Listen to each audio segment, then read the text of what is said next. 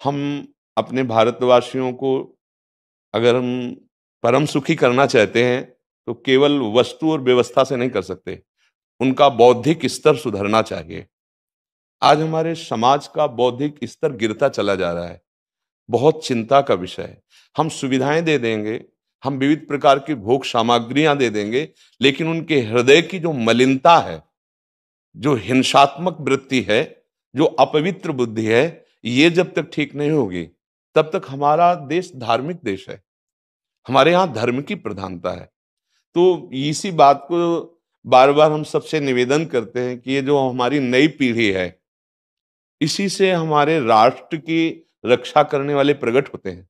जो विद्यार्थी जन है, उन्हीं में कोई एमएलए बनता है, उन्हीं में कोई सांसद बनता है, उन्हीं में कोई मुख्यमंत्री बनता है, उन्हीं में कोई राष्ट्रपति या प्रधानमंत्री उन्हीं में अपने लोग भी सब थे।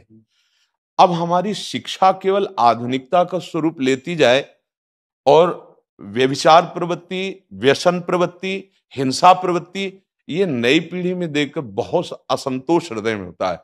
इसीलिए कितनी भी शरीर में पीड़ा हो, हम प्रयास करते हैं जितने से जितने सामने हमारे भगवत स्वरूप जन आते हैं, पहले बुद्धि शुद्ध होनी चाहिए। मय्येव मन आदत्स्व मयि बुद्धिम निवेश है, तो निवशिष्यति मय्येव अत ऊर्ध्वम न संशया। तू मेरे में ही निवास करेगा, अर्थात भगवदानंद में।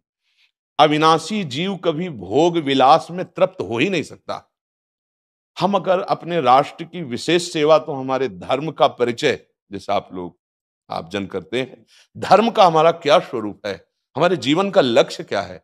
हमें जितना राम जी प्रिय हैं, कृष्ण जी प्रिय हैं, उतने ही भारत देश हमारे लिए प्रिय है। जैसे राम भक्त, कृष्ण भक्त, वैसे हमारे भारत देश का हर जन जन हमारा आदरणीय और पूजनीय।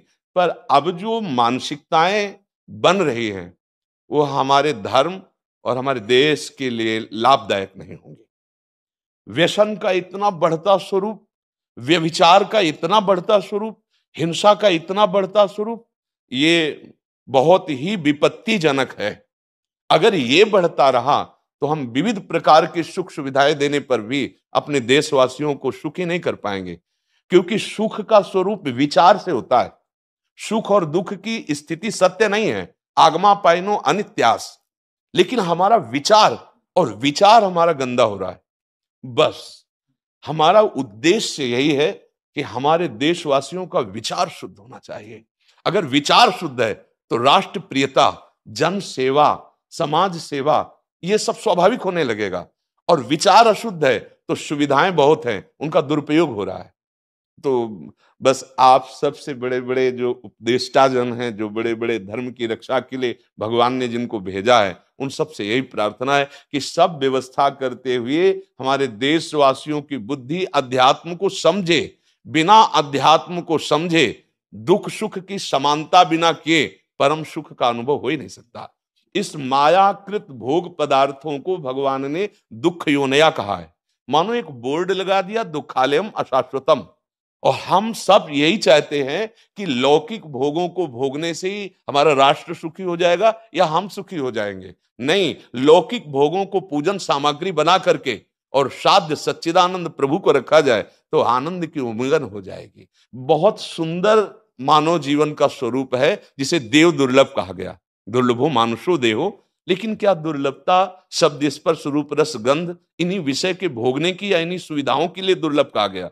दुर्लभ है किसी सच्चिदानंद सुख के लिए। और उस सुख को तो हम भूले हुए, एकदम बहते हुए शब्द स्पर्श रूप रस गंध के प्रवाह में चले जा रहे हैं और इसी को सौभाग्य समझ रहे हैं कि हमें सुख प्राप्त हो रहा है। नहीं, हम सबसे प्रार्थना करते हैं कि आप अपने धर्म को समझिए। आप अपने स्वा को जहां जहां स्थापित करते चले जा रहे हैं, आप उसे गंदा करते चले जा रहे हैं। मदिरा में, हिंसा में, द्यूत कीड़ा में, बेविचार में, इसे दोष नहीं समझा जा रहा आज। और हमारे शास्त्र और हमारा धर्म इसको निषेध करता है। कलयुग की स्थिति बताई गई है। छोटे छोटे बच्चे व्यसन करने में लग गए। आज स्कूली विद्यार्थी जिनको ब्रह्मचर्य से पुष्ट होना चाहिए, वो ब्रह्मचर्य नष्ट कर रहे हैं। ये बड़ा चिंता का विषय है। हमारे देश के लिए जो जवान चाहिए, हमारे देश के लिए जो भक्ति चाहिए, उसमें बुद्धि और शरीर बल दोनों होना चाहिए। शरीर बल क्षीण हो रहा है क्योंकि व्यभिचार प्रवृत्ति में बहुत कमजोर अवस्था में, जैसे गेहूं की फसल है और गलेथ में काट ली जाए तो ना दाना मिलेगा ना सही भूस मिलेगा। ऐसे ही 20 वर्ष की अवस्था तक यदि ब्रह्मचर्य नष्ट कर दिया जाए तो वो गृहस्थ के योग्य में नहीं रह सकता। राष्ट्र सेवा की क्या बात है। हमारे राष्ट्र सेवा के लिए बहुत विशाल हृदय की आवश्यकता है। हमारे शरीर को बहुत स्वस्थ रखने की आवश्यकता है, तभी हम समाज सेवा, राष्ट्र सेवा। तो शरीर और बुद्धि दोनों का स्वस्थ होना बहुत आवश्यक है। तो शरीर को तो नष्ट किया जा रहा है विषय भोगों में। लोग समझने लगे हैं कि मांस खाने से हमारा स्वास्थ्य अच्छा रहेगा, हम बलवान बनेंगे। अध्यात्म बल नहीं तो तेरे शरीर की चर्बी बढ़ा ले, लेकिन तू न काम पर विजय प्राप्त कर सकता, न क्रोध पर, न लोभ पर, न मोह पर, न हिंसा पर। फिर क्या जीवन। तो इसीलिए हमारा बार बार हृदय में सबसे प्रार्थना है, जिस संत भगवान भी आते हैं, ये देखो इस समय आवश्यकता विचार शुद्ध करने की है, आहार शुद्ध करने की है, आचरण शुद्ध करने की है। हमारे देश ने चरित्र की पूजा की है। रावण किसी बात में कम नहीं था। आज भी कोई शिव अगर अभिषेक होता है तो तांडव स्तोत्र उसी का गाया जाता है। जटाटवी गलत ज्वल प्रवाह पावित स्थले। ऐसा विद्वान और ऐसा बलवान जो 20 बार जैसे झूला आराध्य देव को झुलाया जाए, ऐसे महादेव सहित पार्वती को बाजुओं पे झुलाया, वो महाबली चरित्रहीन हो गया तो अपने देशवासियों ने राक्षस कह दिया उसको। चरित्र, आज हम चरित्र पर ध्यान ही नहीं दे रहे। चरित्र बेचना मतलब कोई समझ में नहीं आ रहा। छोटे छोटे बच्चे चरित्रहीन हो रहे हैं। हमारा राष्ट्र संकट में पड़ जाएगा अगर हमारे बच्चे व्यवस्थित नहीं हुए, उनकी बुद्धि शुद्ध नहीं हुई, उनका स्वास्थ्य ठीक नहीं रहा। कौन आगे चल करके है? यही पीढ़ी तो है ना, इन्हीं में से तो निकलते हैं हमारे राष्ट्र भक्त, भगवत भक्त, देश सेवी। तो सबसे यही प्रार्थना है कि हमारे नई पीढ़ी को सुधारा जाए।